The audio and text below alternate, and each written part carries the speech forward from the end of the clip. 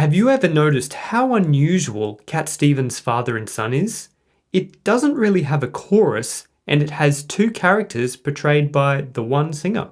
Yet despite these idiosyncrasies, or perhaps partially because of them, it is one of the most beloved songs of the 70s, and continues to find new audiences and cultural relevance today through its inclusion in modern mainstream media. In this video, we're going to get into the details of how this song was crafted.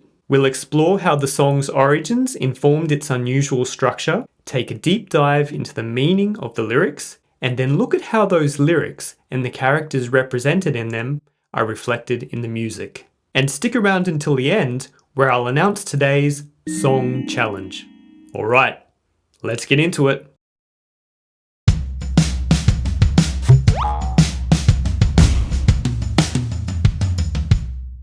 This song is unique in the way that it presents the perspectives from two characters, but it's not a duet. Both characters are performed by the same artist. This unorthodox approach can be traced back to the origins of the song. The father and son parts were originally written as part of a musical in which a son wants to go off and fight in the Russian Revolution, but his father urges him to stay home. In this context, the two parts would have been performed by two different actors. However, when the musical didn't eventuate, Cat Stevens, or Yusuf Islam as he is currently known, repurposed what he had into a song in the folk singer-songwriter genre and performed both parts himself. Due to this out-of-the-box conception, using traditional songwriting terms like verse and chorus doesn't work very well for this song. For example, we could say that the song is made up of 5 verses and a guitar solo, but we want a bit more nuance if we're going to learn anything. We could try calling these sections the chorus, due to their higher vocal register and increased instrumentation, elements that often distinguish choruses from verses. However, choruses usually have the same lyrics each time they occur, and lyrically, apart from the ending, these sections are different. To complicate this further, these two sections do have the same lyrics, making them a candidate for the chorus. As you can see, it's all a bit messy. So what do we do? Well, as is often the case, the simplest solution is the best solution. And that simple solution is staring us right in the face in the song's title. We label the sections as father and son. As we will see, the music is a reflection of these characters, so thinking of these sections in terms of these characters will give us the deepest understanding of what is going on in this song.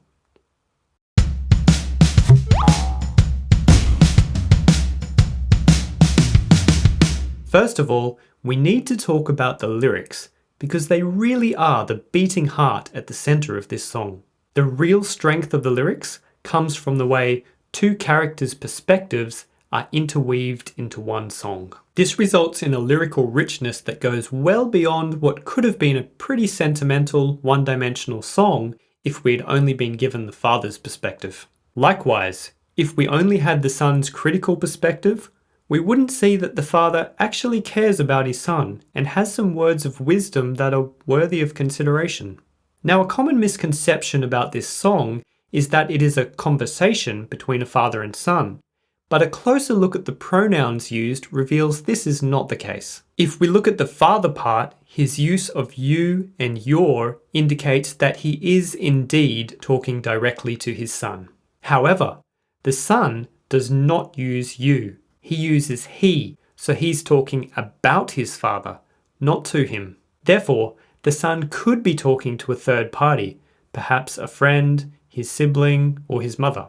Or more likely, in my opinion, it's an inner monologue, or what you might call an I am song in musical theatre terms, where a character expresses their feelings about something or someone to the audience. This makes sense considering the song was originally meant to be part of a musical. The distance between the son and the father becomes larger in the final son section, where the son uses the more ambiguous they and them, perhaps referring more broadly to both his parents or even their whole generation.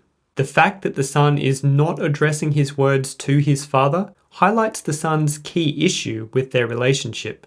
The son feels that he cannot have a conversation with his father because his father does not listen to him. His father talks to him, but not with him. Their communication is a one-way street. This is put in 3 different ways in the lyrics. First, the son says his father turns away when he tries to explain his point of view. Second, he says that from the moment he could talk, he was ordered to listen. And finally, he talks about the anguish of keeping all the things he knows inside. So we can see that the problem here is an unhealthy imbalance of power between the father and son, with the father more like a teacher and the son a student expected to listen. Now, some may say a power imbalance like this is natural and necessary to some extent between parents and children, especially when children are younger and need to be taught about the world and how things work. But as children grow up into intellectually sophisticated beings with their own worldviews and plans for their life, which may not match those held by their parents, there can be a struggle as a parent and child navigate the readjustment of power dynamics and ultimately the handing over of responsibility to the young adult for their own life. And to me, this emotionally complex situation that arises as children come of age is really what this song is about. Now, the other strength of these lyrics is that they deal in shades of grey. And by that I mean, there's no right or wrong character here. I find myself sympathising with both characters at different times throughout the song. I think it's quite clear that the son has a valid point in needing to be listened to and trusted to make his own decisions. But I don't think the father is a bad father. He's just stuck in his role as teacher or instructor to his child and hasn't adjusted to the more equal dynamics appropriate for 2 adults. And unfortunately, it's pushing his son away.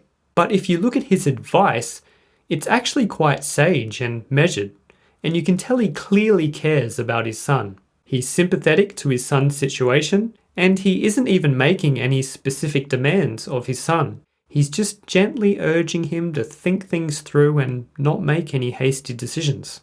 Now, I want to talk about the line, "It's them they know, not me," because I'd never really given this line much thought until recently. My way of interpreting this line is that the father and his generation understand themselves well, it's themselves they know, but they don't understand their children and their children's generation. Therefore, the older generation's advice might be great advice for someone who was young when they were, but it might not be well suited to fit the needs of the younger generation. This is especially true considering that the father is not taking the time to listen to his son and understand who he is and where he's coming from. Finally, you'll notice that rhyming is only used sporadically in these lyrics. In fact, the father doesn't use any rhyming at all in the 1st and 5th sections, and only once in the 2nd section. This just goes to show that you don't need rhyming to make a great song.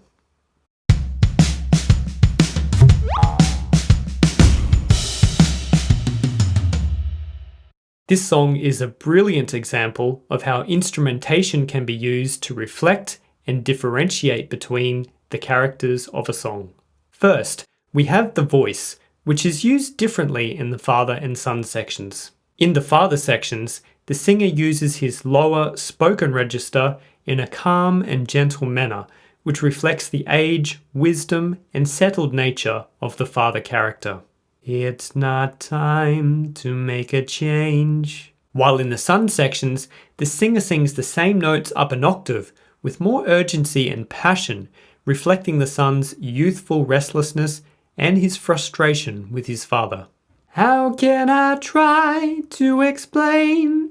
You'll also notice that the drums appear in the son sections but are absent from the father sections. The inclusion of the drums really adds a liveliness and intensity to the son sections, which are in line with his youthful character and agitated emotional state. Likewise, the lack of drums in the father section lends itself to the more settled and measured nature of the father character. Putting aside how the instrumentation reflects the characters, the layers are built up gradually, which is something you'll notice that a lot of great songs do. The first father section begins with just the guitars accompanying the vocalist. Then the bass guitar is brought in for the second father section, and finally the drums for the first son section.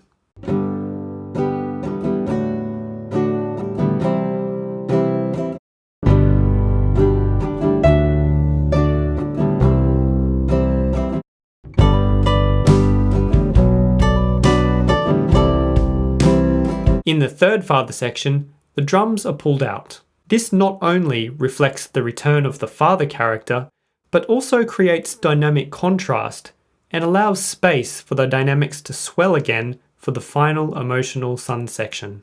The final two verses add an additional instrumental layer in the form of backing vocals. The backing vocals in the father section are the son saying, "Away, away, away. I know I have to make this decision alone. No." While the backing vocals in the son section are the father saying, "Stay, stay, stay. Why must you go and make this decision alone?" Let's finish by looking at what each of the instruments is doing more generally. The rhythm guitar uses this basic strumming pattern throughout the song.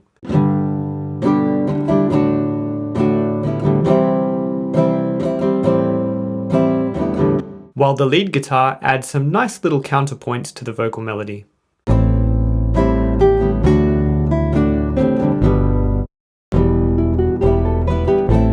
The lead guitar also begins its solo with two harmonic notes, which sound great.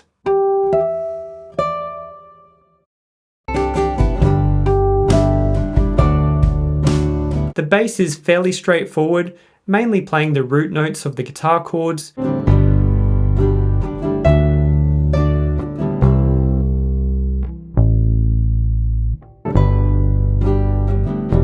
But it does get a little busier in the son sections, reflecting his restless state and youthful energy.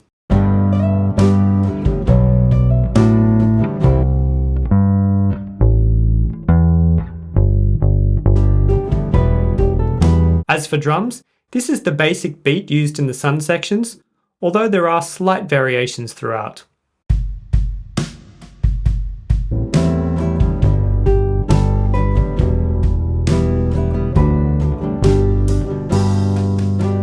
And during the main hook, the drums generally do something like this.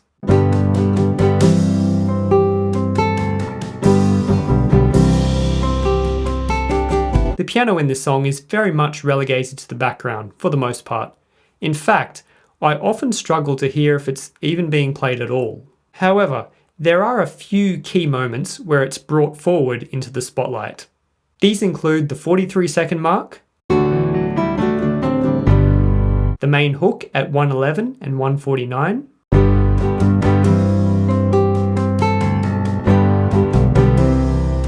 the 1:30 mark, the final main hook after the guitar solo,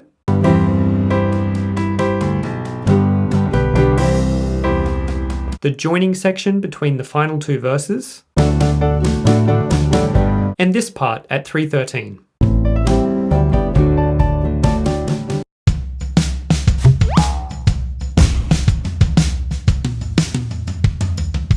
This is the father's chord progression, 1, 2, 4, 5, and 6.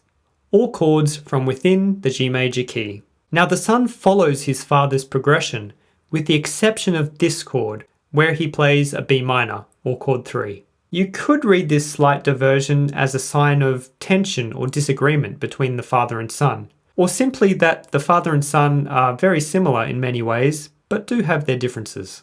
Now, the most interesting part occurs on the second round of the son's progression, where instead of playing the A minor 7th and D again, he moves away from his father's progression, forging his own new path with these chords.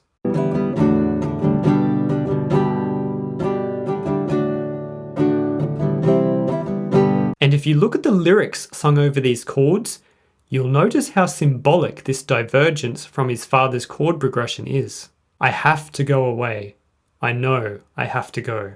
Now the solo uses the same chords as the son section, apart from this B minor, which goes back to being D. I would argue that this solo section is not merely a solo section, but another sun section. In addition to the chord progression matching the sun sections, the drums that we associate with the sun sections continue, and the solo played by the solo guitar is actually just the sun's melody.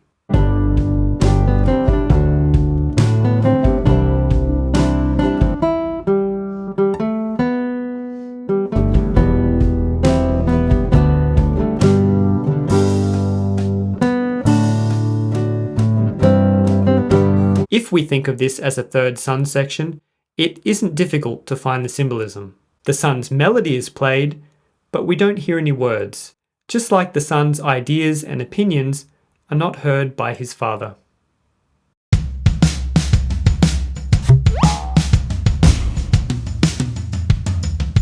The main musical hook appears in the rhythm guitar, which plays a G chord moving to a C chord with the G in the bass, using this rhythm.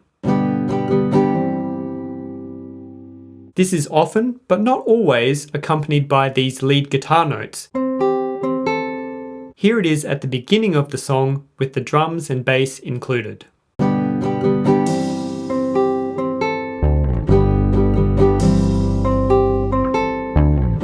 This hook occurs 4 times throughout the song. First as an intro, and then as a kind of bridge between sections.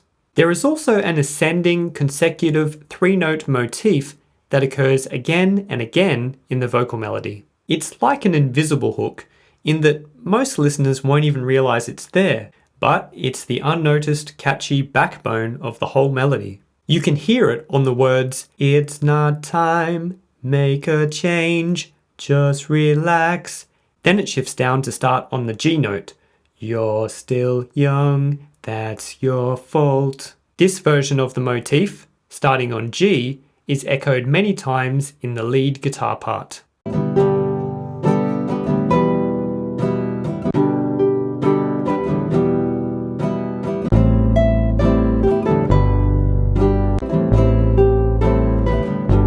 Lastly, let's look at the 2 sets of repeated lyrics. First, we have the repetition of the entire first father section after the guitar solo section. And second, the end of both sun sections are lyrically identical. These repeated lyrics definitely qualify as hooks, repeated elements that the listener is drawn to the second time they come around. For an explanation of the difference between hooks and choruses, see my Pretty Woman video. Now, in addition to their role as hooks, do these repeated lyrics also add more depth to the characters? I think they do.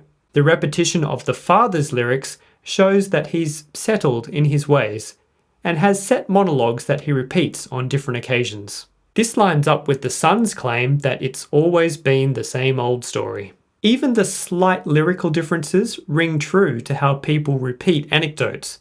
We generally say the same thing, but not verbatim. There will be a few words here and there that are different, and that's what we have here. As for the son's repetition of the end of his sections, to me, that doubling down shows that he's definitely made the decision to go his own way. This resoluteness is also seen in the way that his words are exactly the same each time. He knows precisely what he needs to do. Now, I encourage you to visit the official Yusuf Cat Stevens YouTube channel and listen to Father and Son again in light of everything we've covered in this video. Here are the sections again and the times they start to help you navigate the song more easily. And if you can think of anything I've missed, or even if you just have a different perspective on anything I've said, let me know in the comments. I'm not like the father character in today's song. I want to hear what you have to say and learn from your insights. Okay, time for today's song challenge. Today's challenge is to see if you can think of any other songs that have 2 or more characters portrayed by a single vocalist. So not duets, 2 characters, 1 singer. And if you can think of such a song, my optional follow-up question is, what techniques, if any, are used to differentiate between the characters and portray their unique attributes? Let's see what you got in the comments. I'm looking forward to seeing what you come up with. And like and subscribe if you got something out of this video.